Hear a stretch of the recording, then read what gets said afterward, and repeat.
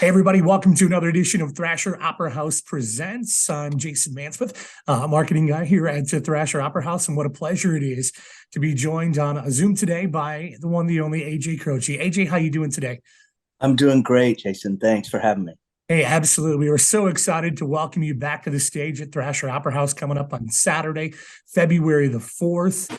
This is the third time you're going to be on the stage here as I look back through the record books, 2016, 2019, and now 2023. And a lot's kind of gone on since the last time you were here. We'll get to that in just a little bit. Last time you were here, you did the Croce Plays Croce kind of show. This show going to be a little bit different for our guests, and we're going to talk about that as we move forward. But how have you been? How have things been for you the last couple of years? It's been great. Honestly, we started touring again, which is wonderful. Last year was so busy, and this year is going to be even busier.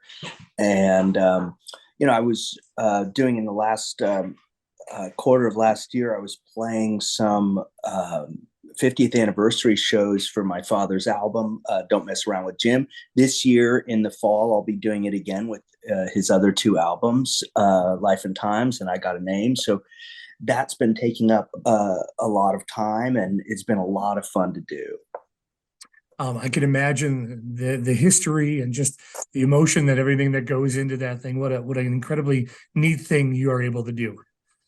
It's really wonderful. It's something I put off for most of my career. I really liked working behind the scenes on all of that. And it just sort of happened that I played a few shows with the Croce Plays Croce, and it just started to evolve into these different things. And now it's a huge multimedia thing with a big band, screens, and it's so much fun. Right, we're looking down. That sounds so much fun. You're just talking about that. It's just really, really exciting. Let's talk a little bit about the show that you're going to do here in Green Lake. Coming back and so well received here, and people love you when you're coming to Green Lake. What can they expect out of an AJ Croce show? Well, the unexpected. The best part, right? Yeah, because my favorite thing to do when I perform, regardless of which show I might be playing, is to have a song list and not a set list. Okay. So I may have 100 songs on a list that I'm thinking about playing or want to play with the band, and I'll throw it at them. I'll see which things resonate with the audience, which stuff they're enjoying, and then I go from that to the next thing. And a lot of times it's just spur of the moment. To me, that sort of improvisational approach to set list keeps it fresh for me, keeps it fresh for the audience, and certainly for the band as well. Although a lot of times they don't know exactly where I'm going. And I think that's part of the fun. I like to see the expression on their face when they well, don't know not only that, but I think you've got to play. have some pretty talented players with you as well that can be able to go on a moment's notice like that. Oh, they're And to wonderful. be able to do those kind of things, especially with, like you said, 100 songbook that you're looking at there.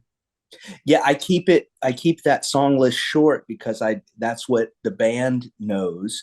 And then sometimes I'll go beyond that. I grew up playing in jazz and blues and R&B and rock and roll and all different kinds of music. But initially I was playing covers. People want to hear old songs. They want to hear stuff familiar, and I'd throw one of mine in there here and there. But starting off playing in those environments at piano bars and jazz bars and blues clubs really gave me the opportunity to learn all of the standards. It was part of my job was to know a couple hundred classic Tin Pan Alley songs and so forth. Right. Since the last time you were here, you've put out a by request album. You put out a new single last year as well. So much fun, which is incredibly so much fun. The vibe on that field, it's just really, really cool. So you've talked about the fact that you've been able to dip your toes in a lot of different kind of musical varieties and genres, and that just has to keep the brain moving and just kind of so much positivity with it. Absolutely. I don't know if playing songs and writing songs in different genres has necessarily been the best thing for my career.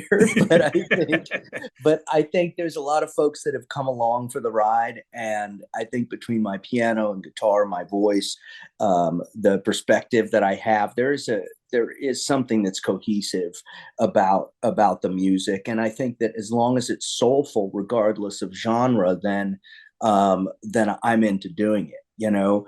And so yeah, I've got a bunch of new songs. I'll be recording a new album in May, and there, you know, there's always so much going on, but you got to keep doing that. I think as a professional musician, you have to uh, kind of not just stick with the cycle, which is like you write, you record, you tour, you know, and then rinse and repeat, you Right, know, right. and and I like to have a lot of different creative things going on at the same time. Whether it's collaborations with other artists, whether it's writing, whether it's um, you know, any number of creative ventures that keep me really interested and loving what I do. You know, I noticed you didn't name drop or anything like that, but I'm gonna for you. But you've had the opportunity to work with some really incredible artists over your career, guys like Ray Charles and Willie Nelson and things like that. Just talk about those scenarios and the situations and just how cool that had to be.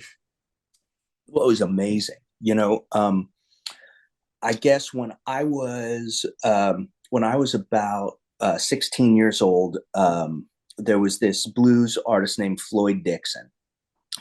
And we met. He heard me play, and I started opening shows in Southern California for him in San Diego, Orange County, LA.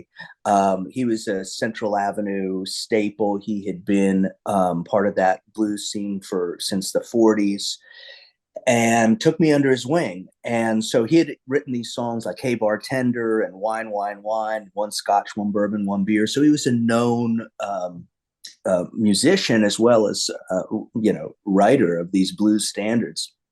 And and it was like one thing kind of led to another, and it sort of happened organically. After that, I guess I was 17, and Mae Axton heard me play. Mae Axton wrote Heartbreak Hotel, Right. and she called her friend Cowboy Jack Clement and said, "You got to hire this kid." And he did. Flew me to Nashville, and I did a session for Cowboy, and I got to his studio, and I walked in, and Jerry Lee Lewis walked out. I didn't realize I was filling in for Jerry Lee, Wow. and it was like one thing after another like this. BB King heard me perform live and asked if I would go out on the road with him.